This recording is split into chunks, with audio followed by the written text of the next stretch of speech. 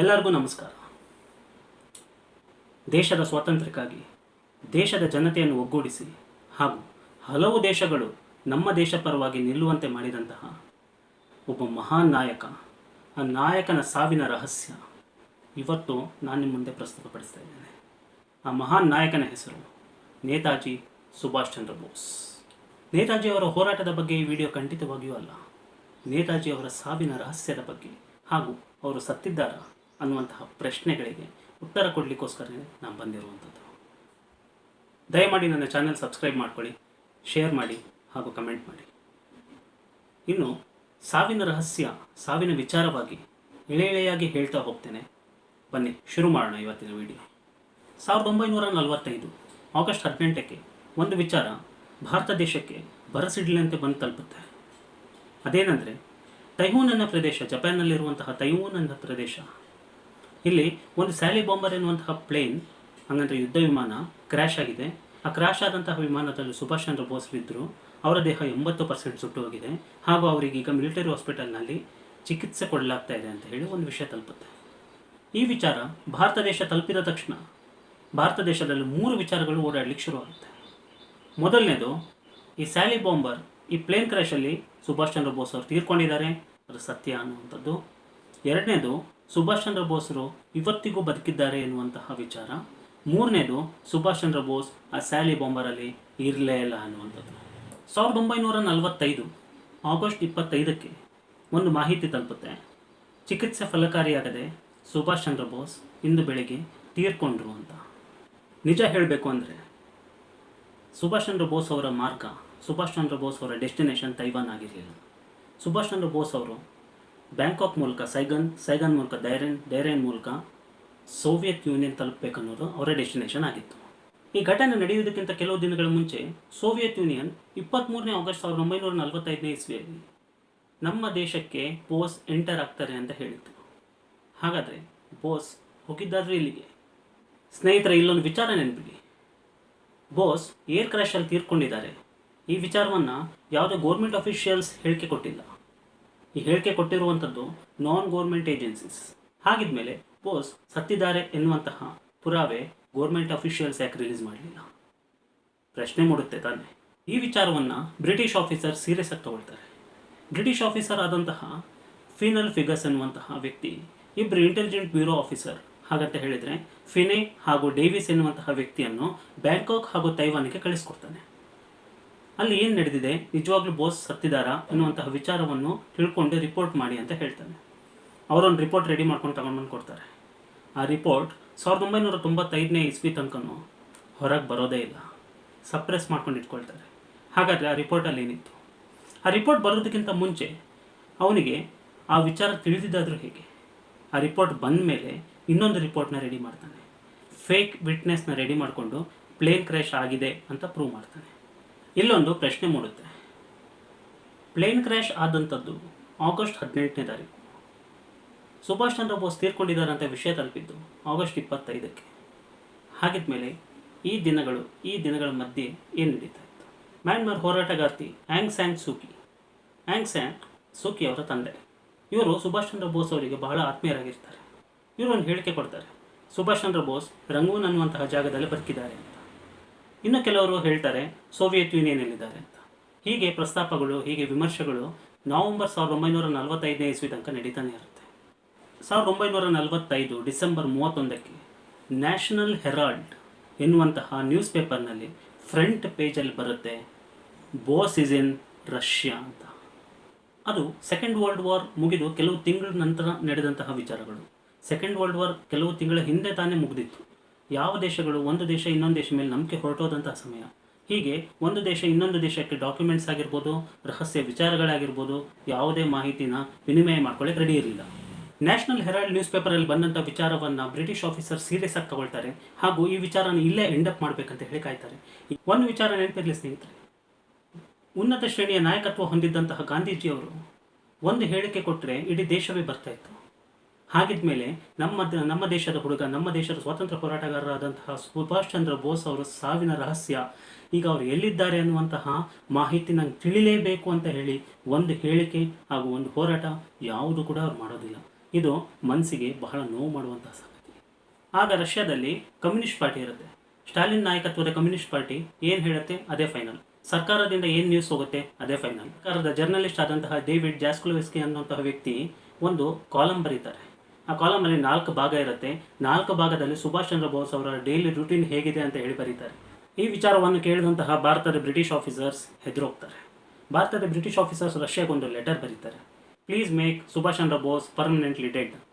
ಹಾಗಾದ್ಮೇಲೆ permanently dead ಅಂತ ಅರ್ಥ ಏನು? ಇದಾದ ನಂತರ 1946 ಮಾರ್ಚ್ನಲ್ಲಿ ಮೌಂಟ್ ಬ್ಯಾಟನ್ ನೆಹರೂನ ಕರೆದು ಕೇಳ್ತಾರೆ, ಸೀದಾ ಸಿಂಗಾಪುರ್ ಮಲಾನ್ ಅನ್ನುವಂಥ ಪ್ರದೇಶಕ್ಕೆ ಹೋಗಿ ಅಲ್ಲಿ INAನ ಸಂಪತ್ತು ಎಷ್ಟಿದೆ ಅಂತ ತಿಳ್ಕೊಂಡು ಬನ್ನಿ ಅಂತ. INA ಇಂಡಿಯನ್ ನ್ಯಾಷನಲ್ ಆರ್ಮಿಯ ವೆಲ್ತ್ ಎಷ್ಟಿದೆ ಅಂತ ತಿಳ್ಕೊಂಡು ಬನ್ನಿ ಅಂತ ಹೇಳ್ತಾರೆ. ಇದಕ್ಕೆ ಒಪ್ಕೊಂಡು ನೆಹರು ಸಿಂಗಾಪುರಿಗೆ ಹೊರಡ್ತಾರೆ. ಈಗ ಸ್ವಲ್ಪ ಇತಿಹಾಸಕ್ಕೆ ಹೋಗೋಣ. 1939ನೇ ಇಸ್ವಿಯಲ್ಲಿ ಕಾಂಗ್ರೆಸ್ ಅಧ್ಯಕ್ಷ ಸ್ಥಾನಕ್ಕೆ ಎಲೆಕ್ಷನ್ ನಡೆಯುತ್ತೆ. ಅಧ್ಯಕ್ಷ ಸ್ಥಾನದಲ್ಲಿ ಸುಭಾಷ್ ಚಂದ್ರ ಬೋಸ್ 2ನೇ ಬಾರಿ ಆಯ್ಕೆ ಆಗ್ತಾರೆ. ಇದನ್ನು ಗಾಂಧೀಜಿನ ವಿರೋಧವಾಗಿ ಇಟ್ಕೊಂಡು ಆಯ್ಕೆ ಆಗ್ತಾರೆ. ಹೀಗೆ ಗಾಂಧೀಜಿಯನ್ನು ವಿರೋಧಿಸಿ ಆಯ್ಕೆಯಾದಂತಹ ಸಂದರ್ಭದಲ್ಲಿ ಗಾಂಧೀಜಿ ಒಂದು ಹೇಳಿಕೆ ಕೊಡ್ತಾರೆ, ಯಾರೆಲ್ಲ ಸುಭಾಷ್ ಚಂದ್ರ ಬೋಸ್ ಪರವಾಗಿ ನಿಲ್ತೀರಾ ಅವರೆಲ್ಲ ಕಾಂಗ್ರೆಸ್ ಬಿಟ್ಟು ಹೊರಗೆ ಬನ್ನಿ ಅಂತ. ಹೀಗೆ ಆದಂಥ ಸಂದರ್ಭದಲ್ಲಿ ಬೇಸರ ಆದಂತಹ ಸುಭಾಷ್ ಚಂದ್ರ ಬೋಸ್ರವರು ರಾಜೀನಾಮೆ ಕೊಟ್ಟು ಹೋಗ್ತಾರೆ. ಸುಭಾಷ್ ಚಂದ್ರ ಬೋಸ್ ಎಲ್ಲಿಗೆ ಹೋದರು ಅಂತ ಹೇಳಿ ಯಾರಿಗೂ ಗೊತ್ತಾಗೋದಿಲ್ಲ. ಆದಮೇಲೆ ಕೆಲವು 10 ದಿನಗಳ ನಂತರ ಸುಭಾಷ್ ಚಂದ್ರ ಬೋಸ್ ಮಾರುವೇಷದಲ್ಲಿ ಜರ್ಮನಿ ತಲುಪಿರ್ತಾರೆ. ಹಾಗಿದ್ಮೇಲೆ ಸುಭಾಷ್ ಚಂದ್ರ ಬೋಸ್ ಜರ್ಮನಿಗೆ ಯಾಕೆ ಹೋಗ್ತಾರೆ? ಜರ್ಮನಿಗೆ ಹೋಗದಂಥ ಉದ್ದೇಶ ಏನಂದರೆ, ಜರ್ಮನಿಗೆ ಅನಾದಿ ಕಾಲದಿಂದನೂ ಬ್ರಿಟಿಷರ ಮೇಲೆ ದ್ವೇಷ. ಇದನ್ನು ಉಪಯೋಗ ಪಡ್ಕೋಬೇಕು ಅಂತ ಹೇಳಿ ಸುಭಾಷ್ ಚಂದ್ರ ಬೋಸ್ ಹಿಟ್ಲರ್ನ ಸಹಾಯ ಕೇಳ್ತಾರೆ. ಹಿಟ್ಲರ್ ಆ ಕ್ಷಣದಲ್ಲಿ ಸಹಾಯ ಮಾಡೋದಿಲ್ಲ. ತನ್ನ ದೇಶದಲ್ಲಿ ಸ್ಥಾನ ಕೊಡ್ತಾನೆ, ಜಾಗ ಕೊಡ್ತಾನೆ, ತನ್ನ ಚಟುವಟಿಕೆಗಳಿಗೆ ಸ್ಥಾನ ನೀಡ್ತಾನೆ. ಈ ಸಂದರ್ಭನ ಉಪಯೋಗಿಸ್ಕೊಂಡಂತಹ ಸುಭಾಷ್ ಚಂದ್ರ ಬೋಸ್ ಜರ್ಮನಿಯಲ್ಲಿ ತುಂಬ ದಿನಗಳ ಕಾಲ ಕಾಯ್ತಾ ಇರ್ತಾರೆ ಹಿಟ್ಲರ್ನ ಭೇಟಿಯಾಗೋಕ್ಕೆ. ಒಂದು ದಿನ ಸುಭಾಷ್ ಚಂದ್ರ ಬೋಸ್ ಅವರ ಚಟುವಟಿಕೆಗಳನ್ನು ನೋಡಿ ಹಿಟ್ಲರ್ ಭೇಟಿಯಾಗಲಿಕ್ಕೆ ಒಪ್ಕೊಳ್ತಾರೆ. ಹಿಟ್ಲರ್ನ ಭೇಟಿಯಿಂದ ಸುಭಾಷ್ ಚಂದ್ರ ಬೋಸಿಗೆ ಅಷ್ಟೇನು ಸಹಾಯ ಸಿಗೋದಿಲ್ಲ. ಆದರೆ ಹಿಟ್ಲರ್ನ ಭೇಟಿಯಾದರು ಅನ್ನೋ ಒಂದು ಸುದ್ದಿ ದೇಶದಾದ್ಯಂತ ಹರಡುತ್ತೆ, ಪ್ರಪಂಚದಾದ್ಯಂತ ಹರಡುತ್ತೆ. ಹೀಗಾಗಿ ಜಪಾನ್ ತಮ್ಮ ದೇಶಕ್ಕೆ ಸುಭಾಷ್ ಚಂದ್ರ ಬೋಸ್ರನ್ನು ಆಹ್ವಾನ ನೀಡುತ್ತೆ. ಹೀಗೆ ಜಪಾನ್ನ ಆಹ್ವಾನವನ್ನು ಸ್ವೀಕರಿಸ್ತಾ ಜಪಾನಿಗೆ ಹೋದಂತಹ ಸುಭಾಷ್ ಚಂದ್ರ ಬೋಸ್ ಅಲ್ಲಿ ಮುಂಚಿತವಾಗಿಯೇ ಸ್ಥಾಪನೆಗೊಂಡಿದ್ದಂತಹ ಇಂಡಿಯನ್ ನ್ಯಾಷನಲ್ ಆರ್ಮಿನ ಸ್ವಾಧೀನಪಡಿಸ್ಕೊಳ್ತಾರೆ. ಜಪಾನ್ ಪ್ರಧಾನಿ ಟೋಜೋ ಅವ್ರನ್ನ ಭೇಟಿಯಾಗಿ ಭಾರತದ ಒಂದು ಸರ್ಕಾರ ಸ್ಥಾಪನೆ ಮಾಡಬೇಕು ಅನ್ನೋ ಆಸೆ ಇದೆ ನನಗೆ ಅಂತ ಹೇಳ್ತಾರೆ. ಇದಕ್ಕೆ ಸಂಪೂರ್ಣ ಸಹಕಾರ ನಾನು ಕೊಡ್ತೇನೆ ಅಂತ ಟೋಜೋ ಒಪ್ಕೊಳ್ತಾರೆ. ಅದೇ ಸಂದರ್ಭದಲ್ಲಿ ಸಿಂಗಾಪುರ್ಗೆ ಬ್ರಿಟಿಷ್ ಅವರಿಂದ ಸ್ವಾತಂತ್ರ್ಯ ಸಿಕ್ಕಿರುತ್ತೆ. ಇದನ್ನು ಗೆಲುವಿನ ಮೊದಲ ಮೆಟ್ಟಿಲು ಅಂತ ತಿಳ್ಕೊಳ್ತಾರೆ ಸುಭಾಷ್ ಚಂದ್ರ ಬೋಸ್. ಹಾಗಾಗಿ ತಮ್ಮ ಮೊದಲ ಸರ್ಕಾರ, ಸುಭಾಷ್ ಚಂದ್ರ ಬೋಸ್ ಯೋಚನೆ ಮಾಡುವಂತಹ ಮೊದಲ ಸರ್ಕಾರ ಸಿಂಗಾಪುರ್ನಲ್ಲಿ ಸ್ಥಾಪನೆ ಆಗಬೇಕಂತ ಹೇಳಿ ಟೋಜೋ ಹತ್ರ ಮಾತಾಡ್ತಾರೆ. ಟೋಜೋ ಇದಕ್ಕೆ ಸಂಪೂರ್ಣ ಸಹಕಾರ ನೀಡ್ತಾರೆ. ಹೀಗೆ ಟೋಜೋ ಅವರ ಸಹಾಯದಿಂದ ಸಿಂಗಾಪುರ್ನಲ್ಲಿ ನಮ್ಮ ದೇಶದ ಮೊದಲ ಸರ್ಕಾರ ಸ್ಥಾಪನೆ ಆಗುತ್ತೆ. ಆ ಸರ್ಕಾರದ ಹೆಸರು ಆಜಾದ್ ಹಿಂದ್. ಆಜಾದ್ ಹಿಂದ್ ಸರ್ಕಾರದಲ್ಲಿ 11 ಜನ ಮಿನಿಸ್ಟರ್ಸ್ ಇರ್ತಾರೆ, 8 ಜನ ಕೋಆಪರೇಟಿವ್ಸ್ ಆಗಿ ರೆಪ್ರೆಸೆಂಟೇಟಿವ್ಸ್ ಇರ್ತಾರೆ. ಹೀಗೆ ನಮ್ಮ ಮೊದಲ ಪ್ರಧಾನಿಯಾಗಿ ಪ್ರಮಾಣವಚನ ಸ್ವೀಕರಿಸಿದ್ದು ಸುಭಾಷ್ ಚಂದ್ರ ಬೋಸ್. ಹಾಗಾಗಿ ನಮ್ಮ ದೇಶದ ಮೊದಲ ಪ್ರಧಾನಿ ಸುಭಾಷ್ ಚಂದ್ರ ಬೋಸ್. ಮೊದಲ ಸರ್ಕಾರ ಸ್ಥಾಪನೆ ಆದ ಮೊದಲ ದಿನವೇ ಒಂದು ಹೇಳಿಕೆ ಕೊಡ್ತಾರೆ ಸುಭಾಷ್ ಚಂದ್ರ ಬೋಸ್, ನಮ್ಮ ದೇಶದ ಉದ್ಧಾರಕ್ಕಾಗಿ ಯಾವ ದೇಶದೊಂದಿಗೂ ನಾವು ಸಾಲ ಮಾಡೋದಿಲ್ಲ. ಸರ್ಕಾರ ನಡೆಸಲಿಕ್ಕೆ, ದೇಶ ನಡೆಸಲಿಕ್ಕೆ ದುಡ್ಡು ಬೇಕಾಗುತ್ತೆ. ಆ ದುಡ್ಡು ಏಷ್ಯಾ ಖಂಡದಿಂದನೇ ನನಗೆ ಬರಬೇಕು, ಅದರಲ್ಲೂ ಭಾರತ ದೇಶದಿಂದ ನನಗೆ ದುಡ್ಡು ಸಂದಾಯವಾದರೆ ಬಹಳಷ್ಟು ಖುಷಿ ಆಗುತ್ತೆ ಅಂತ ಹೇಳಿ ಹೇಳಿಕೆ ಕೊಡ್ತಾರೆ. ಈ ಹೇಳಿಕೆ ಪರಿಗಣಿಸಿದಂತಹ ಹಲವಾರು ಉದ್ಯಮಿಗಳು, tin factories, rubber plantations, gold mines, bank, ಹೀಗೆ ಹಲವಾರು ಉದ್ಯಮಿಗಳು ಬಂದು ದುಡ್ಡು ಕೊಡ್ತಾರೆ. ಈ ಹಣದ ವ್ಯವಹಾರ ಓವರ್ಸೀಸ್ ಬ್ಯಾಂಕ್ಗಳಿಂದ ನಡೆಯುತ್ತೆ. ಈಗ ವಾಪಸ್ 1946ಕ್ಕೆ ಬಂದ್ಬಿಡು. 1946ನೇ ಇಸ್ವಿ ಮಾರ್ಚಿಗೆ ಸಿಂಗಾಪುರ್ ತಲುಪ್ತಾರೆ ನೆಹರು. ಸಿಂಗಾಪುರ್ ಗವರ್ನರ್ ನೆಹರು ಒಬ್ಬರಿಂದನೇ ಇದು ಸಾಧ್ಯವಾಗಲ್ಲ, ಮೌಂಟ್ ಬ್ಯಾಟನ್ನ ವಾಪಸ್ ಕರೆಸಿ ಅಂತ ಹೇಳ್ತಾರೆ. ಆಗ ಮೌಂಟ್ ಬ್ಯಾಟನ್ ಆಸ್ಟ್ರೇಲಿಯಾದಲ್ಲಿರ್ತಾರೆ. ಮೌಂಟ್ ಬ್ಯಾಟನ್ ವಾಪಸ್ ಸಿಂಗಾಪುರಕ್ಕೆ ಬರ್ತಾರೆ. ಸಿಂಗಾಪುರದಲ್ಲಿ ಮೌಂಟ್ ಬ್ಯಾಟನ್ ಮತ್ತು ನೆಹರು INA ವೆಲ್ತ್ ನೋಡ್ತಾರೆ. ಮೌಂಟ್ ಬ್ಯಾಟನ್ ಹಾಗೂ ನೆಹರು ನೋಡಿದಂತಹ ಆ ಸಂಪತ್ತು ಇಬ್ಬರನ್ನು ದಂಗಾಗಿಸ್ಬಿಡುತ್ತೆ. ಯಾಕೆಂದರೆ ₹1, 1 ಲಕ್ಷ, 1 ಕೋಟಿ ಅಲ್ಲ ಇದ್ದಿದ್ದು, ಬರೋಬ್ಬರಿ 70,000 ಕೋಟಿ ರೂಪಾಯಿ. 1946ನೇ ಇಸ್ವಿಯಲ್ಲಿ 70,000 ಕೋಟಿ ಅಂದರೆ ಎಷ್ಟಾಯಿತು? 70,000 ಕೋಟಿ ರೂಪಾಯಿ INAಗೆ ಸಂಗ್ರಹವಾಗಿತ್ತು.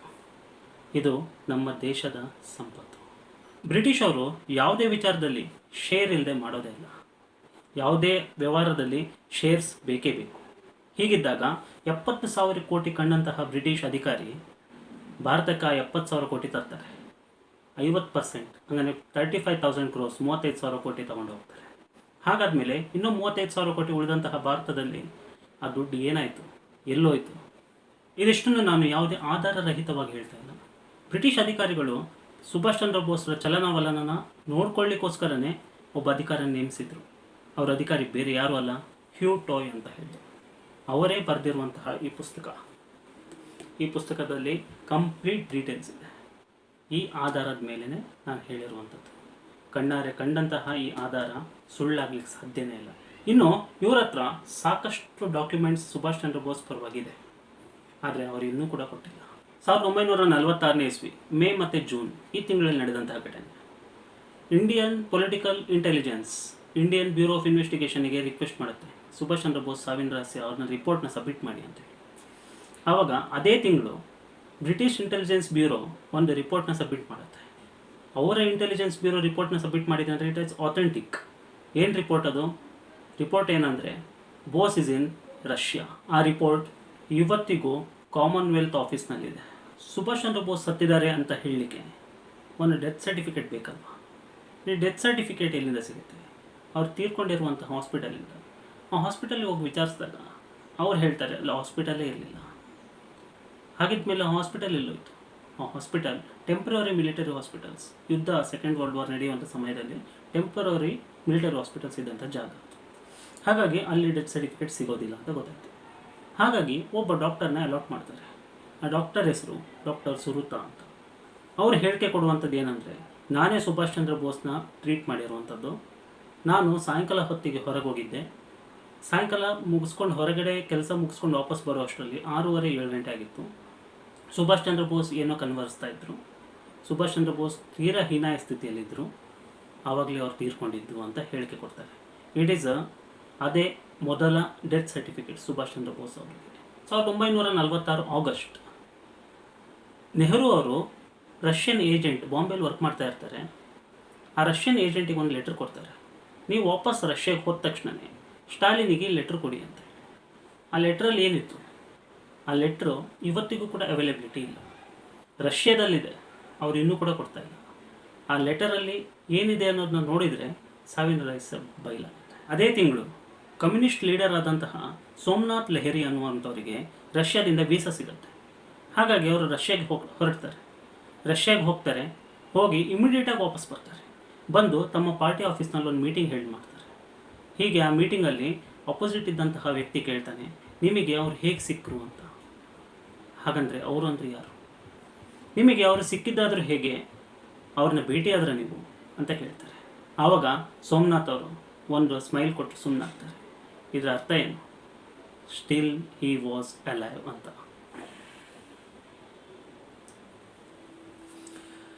1946 ಸೆಪ್ಟೆಂಬರ್, ಜಪಾನ್ ಒಬ್ಬ ಡಾಕ್ಟರ್ನ ಅಲಾಟ್ ಮಾಡ್ತಾರೆ.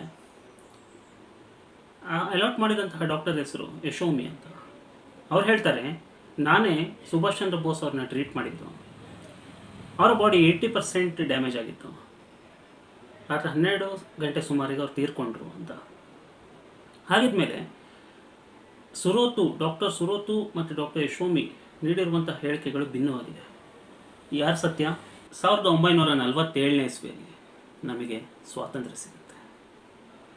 1947ನೇ ಇಸ್ವಿಯಿಂದ 1953 ತನಕ ನಮ್ಮ selected prime minister, he is not on elected prime minister, selected prime minister ಆದಂತಹ ನೆಹರು ಅವರು ರಷ್ಯಾಗೆ ಹೋಗಲಿಕ್ಕೆ, ಬೋಸ್ ವಿಚಾರವಾಗಿ ರಷ್ಯಾಗೆ ಹೋಗಲಿಕ್ಕೆ ಬಹಳ ಪ್ರಯತ್ನ ಪಡ್ತಾರೆ. ಅಲ್ಲಿ ಸ್ಟಾಲಿನ್ ಯಾವುದೇ ಕಾರಣಕ್ಕೂ ನೆಹರು ಅವ್ರನ್ನ ಒಳಗೆ ಬಿಡಿಸ್ಕೊಡೋದಿಲ್ಲ. ಹಾಗಾಗಿ ನೆಹರು ಅವರು ವಿಜಯಲಕ್ಷ್ಮಿ ಪಂಡಿತ್ ಅನ್ನೋರನ್ನ ಅಂಬಾಸಿಡರ್ ಆಗಿ ರಷ್ಯಾಗೆ ಕಳಿಸ್ತಾರೆ. ವಿಜಯಲಕ್ಷ್ಮಿ ಪಂಡಿತ್ ಯಾರಂದರೆ ನೆಹರು ಅವರ ಸಿಸ್ಟರ್. ಅವರಿಗೂ ಏನು ಡಾಕ್ಯುಮೆಂಟ್ಸ್ ಆಗಿರ್ಬೋದು, ಯಾವುದೇ ವಿಚಾರಗಳು ತಿಳಿಯೋದಿಲ್ಲ ಬೋಸ್ ಬಗ್ಗೆ. ರಷ್ಯಾದಲ್ಲಿ ವಾಪಸ್ ಬರ್ತಾರೆ. ಅದಾದ ನಂತರ ರಾಧಾಕೃಷ್ಣನ್ ಅವರು ಹೋಗ್ತಾರೆ ರಷ್ಯಾಗೆ. ಅವರಿಗೆ ಒಂದು ಇಂಪಾರ್ಟೆಂಟ್ ಮಾಹಿತಿ ಸಿಗುತ್ತೆ. ಅವರು ವಾಪಸ್ ಭಾರತಕ್ಕೆ ಬಂದು ಹೇಳುವಂಥ ವಿಚಾರವೇ ದಂಗಾಗಿಸುವಂಥದ್ದು. ಬೋಸ್ ಈಸ್ ಸ್ಟಿಲ್ ಅಲೈವ್, ಅವ್ರ ಜೊತೆ ನಾನು ಮಾತಾಡಿದ್ದೇನೆ ಅಂತ ಹೇಳ್ತಾರೆ. ಇದನ್ನು ಕೇಳಿಸ್ಕೊಂಡಂತಹ ನೆಹರು ಇದನ್ನೆಲ್ಲೂ ವಿಚಾರವಾಗಿ ಪ್ರಸ್ತುತಪಡಿಸಬಾರ್ದು ಅಂತ ಹೇಳ್ತಾರೆ. ಆವಾಗ 1953ನೇ ಇಸ್ವಿಯಲ್ಲಿ ಸ್ಟಾಲಿನ್ ತೀರ್ಕೊಳ್ತಾರೆ. 1954ನೇ ಇಸ್ವಿಯಲ್ಲಿ ನೆಗೋಷಿಯೇಷನ್ ನಡೆಯುತ್ತೆ. 1955ನೇ ಇಸ್ವಿಯಲ್ಲಿ ಇಂಡಿಯಾ ಸೋವಿಯತ್ ಫ್ರೆಂಡ್ಶಿಪ್ ಆಗುತ್ತೆ. 1956ನೇ ಇಸ್ವಿಯಲ್ಲಿ ಒಂದು ಸ್ಪೆಷಲ್ ಕಮಿಟಿನ ರಚನೆ ಮಾಡ್ತಾರೆ. ನೆಹರು ಅವರು. ನೆಹರು ರಚನೆ ಮಾಡಿದಂತಹ ಕಮಿಟಿಯಲ್ಲಿ ಸೆಕ್ರೆಟ್ರಿ ಹಾಗೂ ಸಿವಿಲಿಯನ್ ಹಾಗೂ ಬೋಸ್ ಫ್ಯಾಮಿಲಿಯಿಂದ ಒಬ್ಬ ವ್ಯಕ್ತಿ, ಹಾಗಂದರೆ ಬೋಸ್ ಬ್ರದರ್, ಹಾಗೂ ಕಮಿಟಿ ಚೇರ್ಮನ್ ಆದಂತಹ ಶಾ ನವಾಜ್ ಖಾನ್. ಈ ಶಾ ನವಾಜ್ ಖಾನ್ ಯಾರು ಅಂತ ಹೇಳಿದರೆ, Indian national army second world ವಾರಿಗೆ ಹೋರಾಡಲಿಕ್ಕೆ ಹೆಲ್ಪ್ ಮಾಡಿದಾಗ he is an general in Indian national army, general ಆಗಿರ್ತಾರೆ. ಅವರನ್ನು ಈ ಕಮಿಟಿಯ ಚೀಫ್ ಆಗಿ ನೇಮಕ ಮಾಡ್ತಾರೆ ನೆಹರು ಅವರು. ಅದನ್ನೇ ಶಾ ನವಾಜ್ ಕಮಿಟಿ ಅಂತ ಹೇಳ್ತಾರೆ. ಈ ಶಾ ನವಾಜ್ ಬೇರೆ ಯಾರೂ ಅಲ್ಲ, ನಮ್ಮ ಶಾರುಖ್ ಖಾನ್ ಇದ್ದಾರಲ್ಲ, ಫಿಲ್ಮ್ ಆ್ಯಕ್ಟರ್ ಶಾರುಖ್ ಖಾನ್ ಅವರ ಅಜ್ಜ ಶಾ ನವಾಜ್ ಖಾನ್. ಶಾ ನವಾಜ್ ಖಾನಿಗೆ ಹಾಗೂ ಅವರ ಕಮಿಟಿಗೆ ಹೇಳ್ತಾರೆ ನೆಹರು ಅವರು, ನಿಮಗೆ ಫುಲ್ ಫ್ರೀಡಮ್ ಕೊಟ್ಟಿದ್ದೇನೆ, ಬೋಸ್ ಬಗ್ಗೆ ಯಾವ ವಿಚಾರ ತಿಳಿದ್ರು ಕೂಡ ನನಗೆ ತಲುಪಿಸಿ ಅಂತ. ಹೀಗಾಗಿ ಅವರು ಫುಲ್ ಎಂಥೂಸಿಯಾಸಿಸ್ಟ್ ಆಗಿ ಶಾ ನವಾಜ್ ಕಮಿಟಿಯವರು ತೈವಾನಿಗೆ ಹೋಗ್ತಾರೆ. ಬಟ್ ತೈವಾನಲ್ಲಿ ಅವರು ಊಹೆ ಮಾಡಲಿಕ್ಕೆ ಆಗದೇ ಇರೋಷ್ಟು ಒಂದು ಘಟನೆ ನಡೆಯುತ್ತೆ. ಅವರು ಏರ್ಪೋರ್ಟಲ್ಲಿ ಎಂಟ್ರ್ ಆಗ್ತಿದ್ದಾಗೆ ಅವರನ್ನು ಒಳಗೆ ಬಿಡಿಸ್ಕೊಳ್ಳೋದಿಲ್ಲ. ಇದಕ್ಕೆ ಕಾರಣ ಏನು ಅಂತ ತಿಳ್ಕೊಂಡಾಗ ಅವ್ರು ಹೇಳ್ತಾರೆ, ಇಂಡಿಯನ್ ಎಂಬಸಿಯಿಂದ ಬಂದಿರುವಂತಹ ಇನ್ಫಾರ್ಮೇಷನ್. ನೆಹರು ಅವರೇ ಹೇಳಿದ್ದಾರೆ, ಅವರು ಯಾರೇ ಕಮಿಟಿ ಬಂದರೂ ಕೂಡ ಒಳಗೆ ಬಿಡಿಸ್ಕೋಬೇಡಿ ಅಂತ. ತಪ್ಪಲ್ವಾ? Without any investigation Shah Nawaz committee ವಾಪಸ್ ಬರ್ತಾರೆ ರಿಪೋರ್ಟ್ ತೊಗೊಂಡು. ಇನ್ವೆಸ್ಟಿಗೇಷನ್ ಇಲ್ದಂಗೆ ರಿಪೋರ್ಟಾ? ಹೌದು, ರಿಪೋರ್ಟ್ ತೊಗೊಂಡ್ಬರ್ತಾರೆ, ಪ್ಲೇನ್ ಕ್ರ್ಯಾಶಲ್ಲಿ ಬೋಸ್ ತೀರ್ಕೊಂಡ್ರು ಅಂತ. ಆ ರಿಪೋರ್ಟ್ನೇ ನೆಹರು ಅವರು ಪಾರ್ಲಿಮೆಂಟಲ್ಲಿ ಎಲ್ಲರ ಮುಂದೆ ಅನೌನ್ಸ್ ಮಾಡ್ತಾರೆ. ಅಲ್ಲಿಗೆ ಕಾಂಟ್ರವರ್ಸಿ ದ ಎಂಡ್. 1956ರಿಂದ 1970ನೇ ಇಸ್ವಿ ತನಕನೂ the matter has been closed. ಯಾವ ವಿಚಾರನೂ, ಬೋಸ್ ವಿಚಾರ ಯಾವುದೇ ಕಾರಣಕ್ಕೂ ಎಲ್ಲೂ ಯಾರೂ ಮಾತಾಡಲಿಕ್ಕಿಲ್ಲ ಅಂತ ಹೇಳಿ ಒಂದು ರೂಲ್ಸ್ ಆಗುತ್ತೆ. ಆದರೂ ಕೂಡ ಕಂಟಿನ್ಯೂಸ್ ಆಗಿ ಎಲ್ಲ ರಾಜ್ಯಗಳ CMಗಳು ನಮ್ಗೆ ಸತ್ಯ ತಿಳಿಸಲೇಬೇಕು ನೀವು ಅಂತ ಹೇಳಿ 1974ನೇ ಇಸ್ವಿಯಲ್ಲಿ ಇಂದಿರಾ ಗಾಂಧಿ PM ಆಗಿರ್ತಾರೆ. ಅಲ್ಲೇ ಇದ್ದಂತಹ ಮೆಂಬರ್ ಆಫ್ ಪಾರ್ಲಿಮೆಂಟ್ ಸಮರ್ ಗುಹು ಅನ್ನುವಂತಹ ವ್ಯಕ್ತಿ 385 MPಗಳ ಸಿಗ್ನೇಚರ್ನ ತಗೊಂಡು ಸುಭಾಷ್ ಚಂದ್ರ ಬೋಸ್ ಸಾವಿನ ರಹಸ್ಯ ನಮ್ಗೆ ತಿಳಿಲೇಬೇಕು ಅಂತ ಹೇಳ್ತಾರೆ. ಆವಾಗ ಒಂದು ಕಮಿಟಿ ರಚನೆ ಆಗುತ್ತೆ. ಆ ಕಮಿಟಿಗೆ ಚೇರ್ಮನ್ ಜಸ್ಟಿಸ್ ಖೋಸ್ಲಾ ಕಮಿಟಿ ಕೂಡ ಸೇಮ್ ರಿಪೋರ್ಟ್ ತೊಗೊಂಬರುತ್ತೆ, ಬೋಸ್ ಪ್ಲೇನ್ ಕ್ರ್ಯಾಶಲ್ಲಿ ತೀರ್ಕೊಂಡ್ರು ಅಂತ. 1999ನೇ ಇಸ್ವಿಯಲ್ಲಿ NDA ಗೌರ್ಮೆಂಟ್ ಬರುತ್ತೆ, BJP ಗೌರ್ಮೆಂಟ್. ಆವಾಗ ಅಟಲ್ ಬಿಹಾರಿ ವಾಜಪೇಯಿ ಅವರು ಪ್ರೈಮ್ ಮಿನಿಸ್ಟರ್ ಆಗ್ತಾರೆ. ಒಂದು ನಿರ್ಧಾರ ತಗೊಳ್ತಾರೆ, ಒಂದು ಕಮಿಟಿ ರಚನೆ ಮಾಡ್ತಾರೆ. ಅದನ್ನೇ ಮುಖರ್ಜಿ ಕಮಿಟಿ ಅಂತ ಕರಿತೇವೆ. ಅದಕ್ಕೆ ರಿಟೈರ್ಡ್ ಜಸ್ಟಿಸ್ ಆದಂತಹ ಮನೋಜ್ ಕುಮಾರ್ ಮುಖರ್ಜಿನ ನೇಮಕ ಮಾಡ್ತಾರೆ, ಚೇರ್ಮನ್ ಆಗಿ ಮಾಡ್ತಾರೆ. ಮುಖರ್ಜಿ ಕಮಿಟಿ ಫಸ್ಟ್ ಬೆಂಗಾಲಿಗೆ ಹೋಗುತ್ತೆ. ಬೆಂಗಾಲಲ್ಲಿರುವಂತಹ 130 ಅಫಿಡವಿಟ್ಸ್ನ ವಿಚಾರಣೆ ಮಾಡುತ್ತೆ. ಆ 130 ಅಫಿಡವಿಟ್ಸಿಂದ ಬಂದಂತಹ ಮಾಹಿತಿನ ಬರ್ಕೊಳ್ತಾರೆ. ಹಾಗೆ ಅಟಲ್ಜಿ ತನ್ನ PM ಆಫೀಸಲ್ಲಿದ್ದಂತಹ ಬೋಸ್ಗೆ ರಿಲೇಟ್ ಆಗಿರುವಂತಹ ಅಷ್ಟೂ ಫೈಲ್ಸ್ನ ಮುಖರ್ಜಿಯವರಿಗೆ ಕೊಡ್ತಾರೆ, ಬೆಂಗಾಲಿಗೆ ಕಳಿಸ್ಕೊಡ್ತಾರೆ. ಈ ಸೂಕ್ಷ್ಮವಾದ ಫೈಲ್ಸ್, ಅಷ್ಟು ಫೈಲ್ಸ್ನ ಅವರು ಬೆಂಗಾಲಿ ಕಳಿಸಿದ ಮೇಲೆ ಅದರಲ್ಲಿ 16 ಫೈಲ್ಸು ಮಿಸ್ಸಿಂಗ್ ಆಗಿರುತ್ತೆ, 16 ಫೈಲ್ಸ್ ಮಿಸ್ಸಿಂಗ್ ಆಗಿರುತ್ತೆ. ಇಂದಿರಾ ಗಾಂಧಿ ಟೈಮಲ್ಲಿ ರಾಯಭಾರಿ ಆದಂತಹ ಮೊಹಮ್ಮದ್ ಯೂನಿಸ್ ಅವರ ಮನೆಯಲ್ಲಿ 16 ಫೈಲ್ಸ್ ಇರುತ್ತೆ.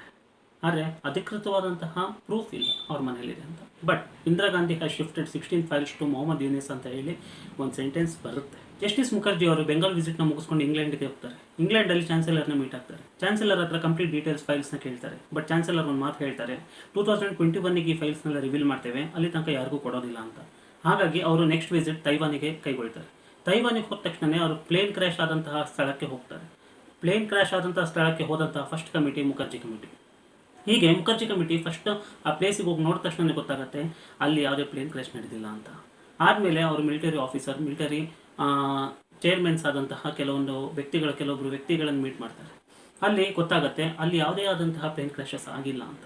ಅದಾದ ನಂತರ ಅವರು ಮಿಲಿಟರಿ ಹಾಸ್ಪಿಟಲ್ಸಿಗೆ ಭೇಟಿ ನೀಡ್ತಾರೆ. ಅಲ್ಲಿ ಡೆತ್ ಸರ್ಟಿಫಿಕೇಟ್ಸ್ ಇರೋದಿಲ್ಲ. ಬಟ್ ಒಂದು ಆಶ್ಚರ್ಯಕರ ವಿಚಾರ ಏನಂತ ಹೇಳಿದರೆ, ಆ ಪ್ಲೇನ್ ಕ್ರ್ಯಾಶ್ ಆದಂತಹ ದಿನದಿಂದ 2 ದಿನ 3-4 ದಿನ ಆದಮೇಲೆ ಆಗಸ್ಟ್ 22ಗೆ ಒಬ್ಬ ಸೋಲ್ಜರ್, ಕಮಾಂಡರ್ ತೀರ್ಕೊಂಡಿರ್ತಾನೆ. ಆ ಕಮಾಂಡರ್ನ ಕಂಪ್ಲೀಟ್ ಡೀಟೇಲ್ಸ್, ಡೆತ್ ಸರ್ಟಿಫಿಕೇಟಿಂದ ಇಟ್ಕೊಂಡು ಕಂಪ್ಲೀಟ್ ಡೀಟೇಲ್ಸ್, ಯಾವ ದಿನ ಹೇಗಿದ್ದ, ಯಾವ ಫೋಟೋ, ಎಲ್ಲನೂ ಡೀಟೇಲ್ಸ್ ಅವ್ರಿಗೆ ಸಿಗುತ್ತೆ. ಬಟ್ ಬೋಸ್ ಬಗ್ಗೆ ಒಂದು ಮಾಹಿತಿ ಸಿಗೋದಿಲ್ಲ. ಹಾಗಿದ್ಮೇಲೆ ಬೋಸ್ ಸತ್ತಿಲ್ಲ ಅಂತ ಆಯಿತು. ಹಾಗಾಗಿ ಅದನ್ನೇ ಅವರು ಕಾಪಿ ಮಾಡ್ಕೊಂಡು ಬರ್ತಾರೆ. ಬೋಸ್ನ ಟ್ರೀಟ್ ಮಾಡಿದ್ದೇನೆ ಅಂತ ಹೇಳ್ಕೊಂಡಿದ್ದಂತಹ 2 ಡಾಕ್ಟರ್ ಕೂಡ ನೆಕ್ಸ್ಟ್ ಅವ್ರು ಮೀಟ್ ಮಾಡ್ತಾರೆ. ಆ 2 ಡಾಕ್ಟರ್ ಬೇರೆ ಡಿಫ್ರೆಂಟ್ ಟೈಮ್ಸ್, ಡಿಫ್ರೆಂಟ್ ಡೇಟ್ಸ್ನ ಹೇಳ್ತಾರೆ. ಇದರಿಂದ ಗೊತ್ತಾಗುತ್ತೆ ಬೋಸ್ ಅವರು ತೀರ್ಕೊಂಡಿಲ್ಲ ಅಂತ. ಹಾಗಾಗಿ ಅವರು ಅದನ್ನೇ ಕಾಪಿ ಮಾಡ್ತಾರೆ, ಅದನ್ನೇ ನೋಟ್ ಡೌನ್ ಮಾಡ್ಕೊಳ್ತಾರೆ. ಹಾಗಾಗಿ ಸೆಕೆಂಡ್ ಡಾಕ್ಟರ್ ಏನು ಯಶೋಮಿ ಇದ್ದಾರೆ, ಅವರು ಒಂದು ಸರ್ಟಿಫಿಕೇಟ್ನ ಕೊಡ್ತಾರೆ. ಆ certificate death certificate of Subhash Chandra Bose. ಆ ಬೋಸ್ನ ಸರ್ಟಿಫಿಕೇಟ್ ನೋಡಿ ಅವ್ರು ನಗು ಬರುತ್ತೆ. ಯಾಕೆಂದರೆ ಆ ಸರ್ಟಿಫಿಕೇಟಲ್ಲಿ ಸುಭಾಷ್ ಚಂದ್ರ ಬೋಸ್ ಅವರ ಹೆಸರು ಇರುತ್ತೆ. ಬಟ್ ಲಾಸ್ಟಿಗೆ ಸೈನ್ ಹಾಕಿದ್ದಂತಹ ಯಶೋಮಿ ಅವರು ಕೆಳಗೆ ಡೇಟ್ 13/8/1988 ಅಂತ ಬರೆದಿರ್ತಾರೆ. ಹಾಗಿದ್ಮೇಲೆ ಆಗಸ್ಟ್ 13 ಅನ್ನೋದಾದರೆ ಪ್ಲೇನ್ ಕ್ರ್ಯಾಶ್ ಆಗಿರೋದು ಆಗಸ್ಟ್ 18ಗೆ. ಆಗಸ್ಟ್ 13ಗೆ ಯಾಕೆ ರಿಪೋರ್ಟ್ ರೆಡಿ ಆಯಿತು? First question. ಸೆಕೆಂಡ್ ಕ್ವಶನ್, 1988ಗೆ 45 ವರ್ಷ ಬೇಕಿತ್ತ ಒಂದು ರಿಪೋರ್ಟ್ ರೆಡಿ ಮಾಡಲಿಕ್ಕೆ. ಇದು ಎರಡನ್ನೂ ನೋಡಿ ಸುಳ್ಳು ರಿಪೋರ್ಟ್ ದಯವಿಟ್ಟು ಕೊಡಬೇಡಿ ಅಂತ ಹೇಳ್ತಾರೆ. ಇದನ್ನು ಸಾರಿ ಕೇಳ್ತಾರೆ ಆ ಯಶೋಮಿಯವರು. ಅದಾದಮೇಲೆ ಅವರು ವಾಪಸ್ ಹೋಟೆಲಿಗೆ ಬರ್ತಾರೆ. ಅವ್ರ ರೂಮಿಗೆ ಬಂದ ತಕ್ಷಣವೇ ಅವರು ಸುಮಾರು 8 ಗಂಟೆ ಸುಮಾರು ರಾತ್ರಿ ಸುರೋತು ಅನ್ನುವಂತಹ ಡಾಕ್ಟರ್, ಫಸ್ಟ್ ಡಾಕ್ಟರ್ ಅವ್ರನ್ನ ಮೀಟ್ ಮಾಡಲಿಕ್ಕೆ ಓಡೋಡಿ ಬರ್ತಾರೆ. ಆವಾಗ ಅವರಿಗೆ 60% ಸತ್ಯ ಗೊತ್ತಾಗುತ್ತೆ. ಅದನ್ನು ಮುಗಿಸ್ಕೊಂಡು ಮುಖರ್ಜಿ ಅವರು ವಾಪಸ್ ಇಂಡಿಯಾಗೆ ಬರ್ತಾರೆ. ವಾಪಸ್ ಇಂಡಿಯಾಗೆ ಬಂದ ತಕ್ಷಣ ಮುಖರ್ಜಿ ಕಮಿಟಿಯಲ್ಲಿದ್ದಂತಹ ಒಬ್ಬ ಮೆಂಬರಿಗೆ ರಷ್ಯಾದಲ್ಲಿರುವಂತಹ ಒಬ್ಬ ಮೆಂಬರ್ ಅಲೆಕ್ಸಾಂಡರ್ ಅಂತ ಫ್ರೆಂಡ್ ಇರ್ತಾನೆ. ಅವನು ರಷ್ಯನ್ ಮಿಲಿಟರಿ ಆಫೀಸಲ್ಲಿ ವರ್ಕ್ ಮಾಡ್ತಾ ಇರ್ತಾನೆ. ಹೀಗಾಗಿ ಅವನಿಗೆ ಈ ಮೆಂಬರ್ ಪರಿಚಯ ಇರ್ತಾರೆ. ನೆಕ್ಸ್ಟ್ ವಿಸಿಟ್ ರಷ್ಯಾಗೆ ಏನು 40% ಸತ್ಯ ತಿಳ್ಕೊಬೇಕು ಅನ್ನೋ ಕಾರಣಕ್ಕೆ ರಷ್ಯಾಗೆ ಹೊರಡೋಣ ಅಂತ ಯೋಚನೆ ಮಾಡ್ತಾರೆ. ಆ ಅಲೆಕ್ಸಾಂಡರ್ನ ಮೀಟ್ ಮಾಡಲಿಕ್ಕೆ ಈ ಕಮಿಟಿ ಮೆಂಬರ್ ಹೋಗ್ತಾರೆ. ಅಲ್ಲಿಗೆ ಜಸ್ಟಿಸ್ ಮುಖರ್ಜಿ ಹೋಗೋದಿಲ್ಲ, ಆ ಮೆಂಬರ್ನ ಮಾತ್ರ ಕಳಿಸ್ತಾರೆ. ಆ ಕಮಿಟಿ ಮೆಂಬರ್ ಅಲ್ಲಿ ಹೋಗಿ ಮೀಟ್ ಮಾಡಿದಾಗ ಅಲೆಕ್ಸಾಂಡರ್ ಹೇಳ್ತಾರೆ, ಕೆಲವೊಂದು ಫೈಲ್ಸ್ ಮಾತ್ರ ನಾನು ನೋಡ್ಬೋದಷ್ಟೇ, ಬಟ್ ಎಲ್ಲ ಫೈಲ್ಸ್ ಕೊಡ್ಲಿಕ್ಕೆ ಆಗೋದಿಲ್ಲ ಅಂತ ಹೇಳ್ತಾರೆ. ಬಟ್ ಓಕೆ ಪರವಾಗಿಲ್ಲ ನೋಡೋಣ ಅಂತ ಹೇಳ್ತಾರೆ. ಆ ಗ್ರೂ ಅಂತ ಕರೀತಾರೆ. ಏನು ಆ ಫೈಲ್ಸ್ ಮಿಲಿಟರಿ ಆಫೀಸಲ್ಲಿರುವಂತಹ ಅಫಿಷಿಯಲ್ ಫೈಲ್ಸ್ ಏನಿದೆ ಆ ಫೈಲ್ಸ್ನ ಗ್ರೂ ಅಂತ ಕರೀತಾರೆ. ಅಲ್ಲಿಗೆ ಕರ್ಕೊಂಡು ಹೋಗ್ತಾರೆ. ಬಟ್ ಆ ಮೆಂಬರ್ನ ಒಳಗೆ ಬಿಡೋದಿಲ್ಲ. ಹಾಗಾಗಿ ಅಲೆಕ್ಸಾಂಡರ್ ಒಬ್ಬರೇ ಒಳಗೆ ಹೋಗ್ತಾರೆ. ಒಳಗೆ ಹೋಗ್ಬಿಟ್ಟು ಎಲ್ಲ ಫೈಲ್ಸ್ನ ಸ್ಟಡಿ ಮಾಡೋಕ್ಕಾಗಲ್ಲ, ಕೆಲವೊಂದು ಪಾಯಿಂಟ್ಸ್ ಮಾತ್ರ ನೋಟ್ ಡೌನ್ ಮಾಡ್ಕೊಂಡು ಬೇಗ ವಾಪಸ್ ಬರ್ತಾರೆ. ಬಂದು ಬರ್ಕೊಳ್ಳಿ ಅಂತ ಹೇಳ್ತಾರೆ. ಏನು ಅಂತ ನೋಡಿದಾಗ 1946 ಸ್ಟಾಲಿನ್ ತನ್ನ ಮೀಟಿಂಗಲ್ಲಿ ಹೇಳಿರ್ತಾನೆ, ಬೋಸ್ನ ಯಾವ ಜೈಲಿಗೆ ಶಿಫ್ಟ್ ಮಾಡಬೇಕು ಅನ್ನೋದನ್ನ ಅಲ್ಲಿ ರೆಕಾರ್ಡ್ ಆಗಿರುತ್ತೆ. ಇದನ್ನೇ ಅವ್ರು ಬರ್ಕೊಂಡು ವಾಪಸ್ ಇಂಡಿಯಾಗೆ ಬರ್ತಾರೆ. ಮೇನ್ ಡಾಕ್ಯುಮೆಂಟ್ನ ತಗೊಂಡು ಮೇನ್ ಪಾಯಿಂಟ್ನ ತಗೊಂಡು ವಾಪಸ್ ಇಂಡಿಯಾಗೆ ಬರ್ತಾರೆ ಆ ಮೆಂಬರ್ ಬಂದು ಜಸ್ಟಿಸಿಗೆ ಹೇಳಿದಾಗ ಅವ್ರು ಹೇಳ್ತಾರೆ ಇಮಿಡಿಯೇಟಾಗಿ ರಷ್ಯಾಗೆ ಹೋಗೋಣ ಅಂತ. ಆದರೆ ಇಂಡಿಯನ್ ಗೌರ್ಮೆಂಟಿನ ಪರ್ಮಿಷನ್ ಬೇಕು. ಇಂಡಿಯನ್ ಗೌರ್ಮೆಂಟ್ ಪರ್ಮಿಷನ್ ಕೊಡುವಷ್ಟರಲ್ಲಿ ಅಲ್ಲಿ ಒಂದು ಘಟನೆ ನಡೆದಿರುತ್ತೆ. ಅಲೆಕ್ಸಾಂಡರ್ನ ಟೋಕಿಯೋಗೆ ಟ್ರಾನ್ಸ್ಫರ್ ಮಾಡಿರ್ತಾರೆ ರಷ್ಯಾ. ಹಾಗಾಗಿ ಟೋಕಿಯೋಗೆ ಟ್ರಾನ್ಸ್ಫರ್ ಆಗಿರೋ ವಿಷಯ ಈ ಮೆಂಬರ್ಗೆ ಗೊತ್ತಾಗುತ್ತೆ. ಹಾಗಾಗಿ ಮುಖರ್ಜಿ ಅವರು ರಷ್ಯಾಗೆ ಹೋಗೋದನ್ನ ಕ್ಯಾನ್ಸಲ್ ಮಾಡ್ತಾರೆ. ರಷ್ಯಾಗೆ ಹೋಗೋದನ್ನ ಯಾಕೆ ಕ್ಯಾನ್ಸಲ್ ಮಾಡ್ತಾರೆ ಅಂದರೆ ಅಲ್ಲಿಗೆ ಹೋದರೆ ಏನೂ ಉಪಯೋಗ ಇಲ್ಲ, ಅವ್ರು ಏನು ಕೊಡೋದಿಲ್ಲ ಅಂತ ಗೊತ್ತಾಗುತ್ತೆ. ಅವರು ಕಲೆಕ್ಟ್ ಮಾಡಿರುವಂಥ ಕಂಪ್ಲೀಟ್ ಡೀಟೇಲ್ಸ್ನ ಒಂದು ಫಾರ್ಮೇಟ್ ಮಾಡಿಕೊಂಡು ಗೌರ್ಮೆಂಟಿಗೆ ಸಬ್ಮಿಟ್ ಮಾಡ್ತಾರೆ. ಗೌರ್ಮೆಂಟಿಗೆ ಸಬ್ಮಿಟ್ ಮಾಡುವಂಥ ಸಮಯ ಹೇಗಿರುತ್ತೆ ಅಂದರೆ 2005ಗೆ ಸಬ್ಮಿಟ್ ಮಾಡೋ ಅಷ್ಟೊತ್ತಿಗೆ ಇಂಡಿಯಾ ಗೌರ್ಮೆಂಟ್ ಹೋಗಿರುತ್ತೆ, ಕಾಂಗ್ರೆಸ್ ಗೌರ್ಮೆಂಟ್ ಬಂದಿರುತ್ತೆ. ಆ ಕಮಿಟಿ ಕೊಟ್ಟಿರುವಂತಹ ಕಂಪ್ಲೀಟ್ ಡೀಟೇಲ್ಸ್ನ ಕಾಂಗ್ರೆಸ್ ರಿಜೆಕ್ಟ್ ಮಾಡುತ್ತೆ. ಅಲ್ಲಿಗೆ ಆ ಕಮಿಟಿ ಕೊಟ್ಟಂತಹ ಕಂಪ್ಲೀಟ್ ಡೀಟೇಲ್ಸ್ ಮೂಲೆ ಗುಂಪಾಗುತ್ತೆ. ಅಲ್ಲಿಗೆ investigation, reports, committee everything has been stopped. ಎಲ್ಲ ಸ್ಟಾಪ್ ಆಗುತ್ತೆ. 2005ಇಂದ 2015 ತನಕನೂ ಏನೂ ಅದರ ಬಗ್ಗೆ ಮಾತಾಡೋದಿಲ್ಲ. 2016ಗೆ ನರೇಂದ್ರ ಮೋದಿ ಅವರ ಕಂಪ್ಲೀಟ್ ಡಾಕ್ಯುಮೆಂಟ್ಸ್, ಅಟಲ್ ಬಿಹಾರಿ ವಾಜಪೇಯಿ ಅವರು ಕಳಿಸಿದಂತಹ ಕಂಪ್ಲೀಟ್ ಡಾಕ್ಯುಮೆಂಟ್ಸ್ ಏನಿತ್ತು ಆ ಕಂಪ್ಲೀಟ್ ಡಾಕ್ಯುಮೆಂಟ್ಸ್ನ ಪ್ರೊಜೆಕ್ಟ್ ಮಾಡ್ತಾರೆ. ಆ ಕಂಪ್ಲೀಟ್ ಡಾಕ್ಯುಮೆಂಟ್ಸ್ ಇವತ್ತಿಗೂ ಕೂಡ ಸಿಗುತ್ತೆ. ಹಾಗಾಗಿ ಅಲ್ಲಿಗೆ ಬೋಸ್ನ Netaji Subhash Chandra Bose relative documents has been revealed. But ಸತ್ಯ ಹೊರಗೆ ಬರಲಿಲ್ಲ ಅಷ್ಟೇ. ಇಷ್ಟೊತ್ತು ಹೇಳಿರುವಂಥದ್ದು ಸತ್ಯ ಸಂಗತಿ, official part of Netaji, authentic part of Netaji. But unofficial ಪಾರ್ಟಿಗೆ ಬರೋದಾದರೆ 1965ನೇ ಇಸ್ವಿಯಲ್ಲಿ ವಾಪಸ್ ಇಂಡಿಯಾಗೆ ಬರ್ತಾರೆ ನೇತಾಜಿ. 1965ನೇ ಇಸ್ವಿನ 1985ನೇ ಇಸ್ವಿ ತನಕ ಗುಮ್ನಾಮಿ ಬಾಬಾ ಹಾಗೆ ಅಯೋಧ್ಯೆಯಲ್ಲಿ ನೆಲೆಸಿರ್ತಾರೆ ಅನ್ನುವಂತಹ ಸುದ್ದಿ ಹರಡುತ್ತೆ. ಅದು 1985ನೇ ಇಸ್ವಿಯಲ್ಲಿ ಹೊರಬರುತ್ತೆ ವಿಚಾರ. 1985 ಸೆಪ್ಟೆಂಬರ್ 16ಕ್ಕೆ ಗುಮ್ನಾಮಿ ಬಾಬಾ ತೀರ್ಕೊಳ್ತಾರೆ. ಬಾಬಾ ತೀರ್ಕೊಂಡಾಗ ಕೋರ್ಟ್ ಒಂದು ಆರ್ಡರ್ ಮಾಡುತ್ತೆ, ಅವರಿಗೆ ರಿಲೇಟ್ ಆಗಿರುವಂತಹ ಡಾಕ್ಯುಮೆಂಟ್ಸ್, ಅವ್ರು ರಿಲೇಟ್ ಆಗಿರುವಂಥ ವಸ್ತುಗಳೆಲ್ಲ ಏನಿದೆ ಅದು ಒಂದು ಸಲ ಚೆಕ್ ಮಾಡಿ ಅಂತ. ಚೆಕ್ ಮಾಡಿದಾಗ ನೋಡ್ತಾರೆ ಅಷ್ಟಾಗಿ ರಿಲೇಟ್ ಆಗಿ ಕಾಣಿಸೋದಿಲ್ಲ ಸುಭಾಷ್ ಚಂದ್ರ ಬೋಸಿಗೂ ಅದಕ್ಕೂ. ಹಾಗಾಗಿ ಅದನ್ನು ಮುಖರ್ಜಿ ಕಮಿಷನ್ ನೆಗ್ಲೆಕ್ಟ್ ಮಾಡುತ್ತೆ. ಈಗ ಕೆಲವೊಂದು ಫೋಟೋಸ್ನ ತೋರಿಸ್ತೇನೆ ನೋಡಿ. ಇವರೆಲ್ಲ 140-150 ವರ್ಷ ಬಾಳಿರುವಂಥವ್ರು ಇನ್ನೂ ಕೂಡ ಇದ್ದಾರೆ. ಹಾಗಿದ್ಮೇಲೆ ಸುಭಾಷ್ ಚಂದ್ರ ಬೋಸ್ ಬದುಕಿದ್ದಾರೆ ಅನ್ನುವಂತಹ ನಂಬಿಕೆ ದಟ್ಟವಾಗ್ತಾ ಹೋಗ್ತಾ ಇದೆ. ಇತ್ತೀಚಿನ ತಾಜಾ ಉದಾಹರಣೆಯಾಗಿ ಸುಭಾಷ್ ಚಂದ್ರ ಬೋಸ್ ಅನುಯಾಯಿಗಳು ನಗರದಲ್ಲಿರುವಂತಹ ಕೆಲವೊಂದು ಮಠಗಳಿಗೆ, ಸ್ಪೆಸಿಫಿಕ್ ಆಗಿ ಕೆಲವೊಂದು ಮಠಗಳಿಗೆ ಭೇಟಿ ನೀಡ್ತಾರೆ. ಹಾಗೆ ಭೇಟಿ ನೀಡಿದಂಥ ಸಂದರ್ಭದಲ್ಲಿ ಹೇಳಿದಂಥ ಮಾಹಿತಿ ಇದು. ಇನ್ನೂ ಕೆಲವು ಮಾಹಿತಿಗಳ ಪ್ರಕಾರ ಗ್ಯಾನ್ಗಂಜ್ ಎನ್ನುವಂತಹ ಪ್ರದೇಶದಲ್ಲಿ ಸುಭಾಷ್ ಚಂದ್ರ ಬೋಸ್ ಹಾಗೂ ಅನುಯಾಯಿಗಳು ಇನ್ನೂ ಜೀವಿಸ್ತಾ ಇದ್ದಾರೆ. ಕೆಲವೊಂದು ಮಾಹಿತಿಗಳ ಪ್ರಕಾರ 2021ಕ್ಕೆ ಅವರ ಧ್ಯಾನ ಮುಗಿಯುತ್ತೆ ಅಂತ ಹೇಳಿದ್ದಾರೆ. 2021ಕ್ಕೆ ರಷ್ಯಾ ಕೂಡ ಕೆಲವೊಂದು ಡಾಕ್ಯುಮೆಂಟ್ಸ್ನ ರಿವೀಲ್ ಮಾಡ್ತೇನೆ ಅಂತ ಹೇಳಿತ್ತು, ನೆನಪಿದೆಯಾ? ಹಾಗೆ ಇದು ಎಲ್ಲೋ ಒಂದು ಕಡೆ ಸಾಮ್ಯತೆ ಇದೆ ಅಂತ ಅನಿಸ್ತಾ ಇದೆ. ಇನ್ನು 4ರಿಂದ 5 ವರ್ಷದೊಳಗೆ ಅವರು ವಾಪಸ್ ಬಂದು ಸತ್ಯ ಹೇಳ್ತಾರೆ ಅಂತ ನನ್ನ ಮನಸ್ಸು ಹೇಳ್ತಾ ಇದೆ. ಅವರು ವಾಪಸ್ ಬರುವಿಕೆಗಾಗಿ ನಾನು ಕಾಯ್ತಾ ಇದ್ದೇನೆ, ನೀವು ಕೂಡ ಕಾಯ್ತಾ ಇದ್ದೀರಿ ಅಂತ ಭಾವಿಸ್ತೇನೆ. ಅವ್ರು ವಾಪಸ್ ಬಂದು ಸಂಪೂರ್ಣ ಸತ್ಯನ ಬಹಿರಂಗಪಡಿಸಲಿ ಅನ್ನೋದು ನನ್ನ ಭಾವನೆ. ಹಾಗಿದ್ಮೇಲೆ ನಿಮಗೇನು ಅನಿಸುತ್ತೆ ಅದನ್ನು ದಯವಿಟ್ಟು ಕಮೆಂಟ್ ಮಾಡಿ, ಶೇರ್ ಮಾಡಿ ಹಾಗೂ ಸಬ್ಸ್ಕ್ರೈಬ್ ಮಾಡ್ಕೊಳ್ಳೋದನ್ನ ಮರಿಬೇಡಿ. ಜೈ ಹಿಂದ್.